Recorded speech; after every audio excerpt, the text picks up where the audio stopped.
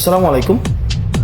আমরা যে সমন্বয়ক এবং সহসমন্বয়ক নিয়ে যে এক ব্যাপারটি বা বাজওয়ার্ডটি ক্রিয়েট হচ্ছে বর্তমানে সোশ্যাল মিডিয়া বা বাংলাদেশের প্রত্যেকটি জায়গায়, এই জায়গায় আমি খুব ক্লিয়ার করে দিচ্ছি, সমন্বয়ক বা সহসমন্বয়ক এটি কোনো সাংবিধানিক পদ নয়, এটি কোনো পদবি নয়, বা এটি কোনো ধরনের পোস্ট বা কোনো পদবি নয় যেটির কারণে কোনো সমন্বয়ক বা সহসমন্বয়ক কোনো জায়গায় বিশেষ কোনো সুযোগ সুবিধার দাবি করতে পারে। এই জায়গায় খুব স্পষ্ট, সমন্বয়ক বা সহসমন্বয়ক কোনো বিশেষ সুযোগ সুবিধার দাবি করতে পারেন না এবং বিশেষ কোনো সুবিধা তারা পেতে পারেন না। 2 নম্বর বিষয় হচ্ছে এই যে সমন্বয়ক বিষয়টি, এটি হচ্ছে আমরা যেটাকে স্বেচ্ছাসেবক বলি, এই স্বেচ্ছাসেবকের মতোই, অর্থাৎ আমাদের আন্দোলনটি যখন পুনর্গঠন হয়, আন্দোলনটি যখন আমরা বিভিন্ন পর্যায়ের বিভিন্ন কর্মসূচির মধ্য দিয়ে আজকের এই পর্যায়ে নিয়ে আসি, সেই জায়গায় সমন্বয়করা শুধুমাত্র স্বেচ্ছাসেবকের ভূমিকা পালন করেছে। আমরা সেটাও দেখেছি যাত্রাবাড়িতে, উত্তরাতে, প্রাইভেট ইউনিভার্সিটিতে, বিভিন্ন জায়গায় সমন্বয়ক ছাড়াও কিন্তু আন্দোলন পরিচালিত হয়েছিল। সুতরাং সমন্বয়ক বা সহসমন্বয়ক যে বিষয়টি নিয়ে এক ধরনের আলোচনা সৃষ্টি হয়েছে এবং বিভিন্ন অভিযোগ আসছে, সেই জায়গা থেকে আমরা স্পষ্ট করতে চাই, বাংলাদেশের বিভিন্ন প্রান্তে আমরা সমন্বয়ক বা সহসমন্বয়ক কোনো কমিটি দিচ্ছি না, বা এই ধরনের কোনো পরিকল্পনা বা এই ধরনের কোনো কিছুই নেই। আপনারা বাংলাদেশের বিভিন্ন জায়গা থেকে, আমরা দেখছি ঢাকায় আসেন, বিভিন্ন জায়গা থেকে আসেন এবং আপনারা পরিচয় দেন আপনারা সমন্বয়ক হতে চান, সহসমন্বয়ক হতে চান, এবং আমরা বিভিন্ন জায়গায় এই ধরনের অভিযোগ শুনেছিও। সমন্বয়ক এবং সহসমন্বয়ক পরিচয়ে চাঁদাবাজি করছেন, আপনারা জায়গা দখল করছেন, আপনারা সমন্বয়ক এবং সহসমন্বয়ক পরিচয়ে বিভিন্ন জায়গায় মারধর করছেন, হামলা করছেন। এই বিষয়গুলোকে আমরা স্পষ্টভাবে আমরা বলে দিচ্ছি, আপনাদেরকে আমরা আইনের আওতায় নিয়ে আসবো এবং বিচার নিশ্চিত করব। কারণ সমন্বয়ক এবং সহসমন্বয়ক এটি একটি বিশেষ উদ্দেশ্যে, একটি বিশেষ কারণে স্বৈরাচার পতনের এই যে আন্দোলনটিকে সফল করার জন্য গঠিত হয়েছিল। সুতরাং যারা এটিকে বিতর্কিত করার চেষ্টা করছেন, আপনাদেরকে আইনের আওতায় এনে বিচার করার আমরা আইনে সুপর্দ করে দিব।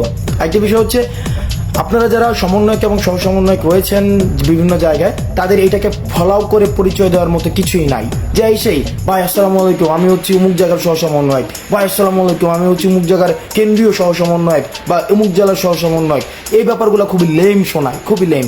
এগুলো হচ্ছে ওই যে ছাত্রলীগকালীন সহসভাপতির যে ধারণাটি ছিল, এই সহসভাপতির ধারণার মতোই শোনায়। সুতরাং সমন্বয়ক সহসমন্বয়ক এই জায়গাটিতে স্পষ্ট করে দিচ্ছি, কোনো ধরনের বিভ্রান্তি যেন না থাকে, এবং নতুন করে এবং এই যে বিভিন্ন জায়গায় কমিটি দেওয়া হচ্ছে সমন্বয়ক এবং সহসমন্বয়ক নামের, এই কমিটির সাথে আমাদের কোনো ধরনের সম্পৃক্ততা নেই, কোনো ধরনের সম্পৃক্ততা নেই। এটি খুবই গুরুত্বপূর্ণ।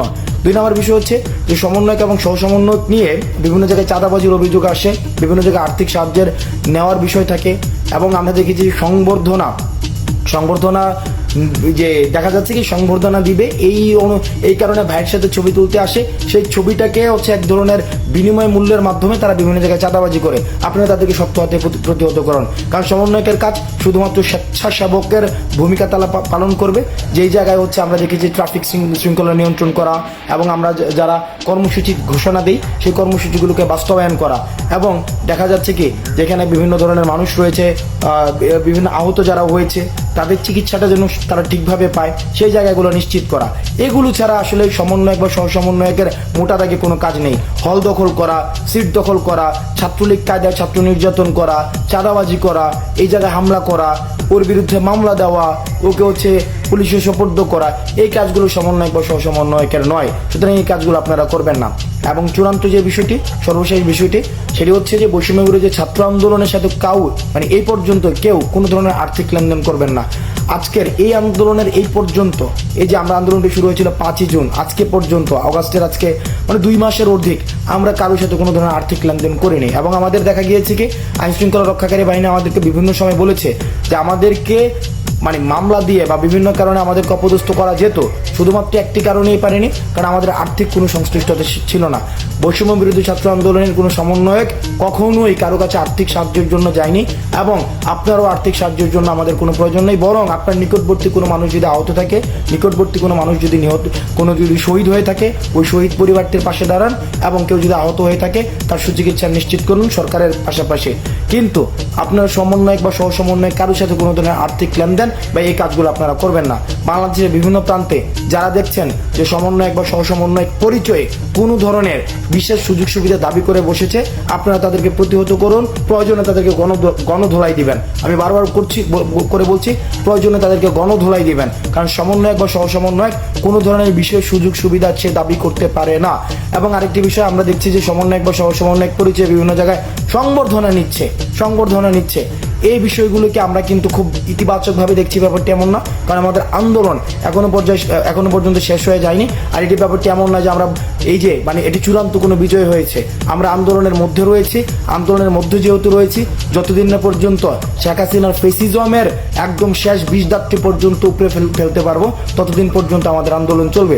সুতরাং সমন্বয়ক বা সহসমন্বয়ক পরিচয়ে কোনো ধরনের চাঁদাবাজি এবং এটি কোনো পরিচয় না, এটিকে আলাদাভাবে বিশেষভাবে দিয়ে কোনো জায়গায় থেকে বিশেষ সুযোগ সুবিধা নেওয়ার মতো কোনো বিষয় না। সুতরাং আপনারা আপনাদের জায়গা থেকে আমাদের এই যে ফেসিবাদ প্রাথমিকভাবে উৎখাত করেছি, এটিকে অব্যাহত রাখার জন্য আমাদের যে কর্মসূচিটি চলছে বর্তমানে, যে রেজিস্ট্যান্স উইকের কর্মসূচির সাথে সাথে আপনারা সংহতি জানিয়ে আপনারা রাস্তায় থাকুন।